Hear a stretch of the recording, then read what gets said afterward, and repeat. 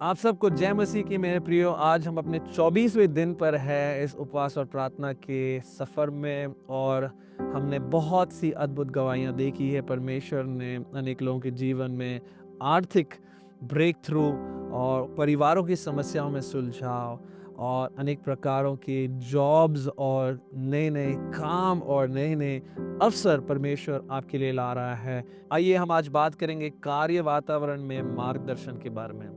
मेरे प्रियो, हम जब डैनियल और उसके 3 मित्रों को देखते हैं, उनकी परिस्थिति बहुत ही ज्यादा गंभीर थी। आप ये सोचिए कि आप किडनैप किए गए हैं, आपके माता पिता आपके सामने मारे गए हैं, और कई स्कॉलर्स ये भी कहता है कि उनके लिंग काटे गए थे और उनकी जो लैंगिकता पर शोषण हुआ था, और उसके बावजूद राजा के दरबार में ले आए गए और वहां पर उनकी सेवा करने के लिए मजबूर हुए थे। ऐसी मुश्किल स्थिति में कहाँ है परमेश्वर? लेकिन हम देखते हैं कि डैनियल, शाद्रक, मेशक, अबेदनीगो एक ऐसा निर्णय लेते हैं अपने विश्वास को लेकर के। कुछ बातों पर वो इतने गंभीर थे और कुछ बातों पर उन्होंने जो है अपने राजा की बहुत अच्छी तरह से सेवा करी। हाँ मेरे प्रियो, ये लोग मंत्री लोग थे, यानी कि राजा नेबुकदनेस्सर ने उनको कुछ जिम्मेदारियां सौंपी थी, और इन जिम्मेदारियों को करते करते करते करते एक तरफ से वो उस बेबीलोन के प्रदेश के लिए एक आशीष का कारण भी बने, और दूसरी तरफ उन्होंने अपने फेथ पर, अपने विश्वास पर, ईमान पर कॉम्प्रोमाइज़ नहीं किया। जहाँ जहाँ पर बात हो रही थी, डैनियल, शाद्रक, मेशक, अबेदनीगो ने बहुत ही साफ और स्पष्ट रूप से राजा से कहा कि हम कहीं पर भी अपने विश्वास पर कॉम्प्रोमाइज़ नहीं करने वाले। इसकी वजह से परमेश्वर ने इनको बहुत आशीषित किया। डैनियल को प्रभु ने शेरों के मुंह से बचाया।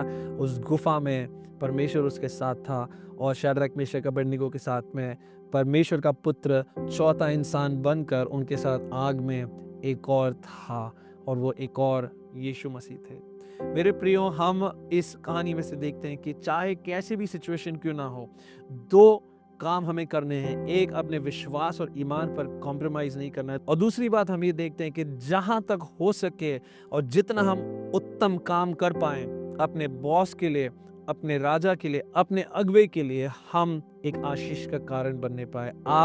जब तक आप अपने ऑफिस में, अपनी कंपनी में एक आशीष का कारण नहीं बन पाएंगे, परमेश्वर की महिमा कैसे होगी?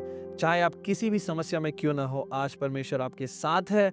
अगर आप ये 2 काम अच्छे से करते हैं परमेश्वर के अनुग्रह से, जिसके लिए हम प्रार्थना कर रहे हैं और जिसके लिए हम पवित्र आत्मा की सहायता को मांग रहे हैं, इसीलिए हम शाम को आज मिलने वाले हैं, और मैं आप सबको देखना चाहता हूँ इस उपवास प्रार्थना में, जहाँ पर हम इन चैलेंजिंग मोमेंट्स में और आपके इन संघर्ष भरे टाइम्स में परमेश्वर को कैसे खोजना है, ये हम देखेंगे।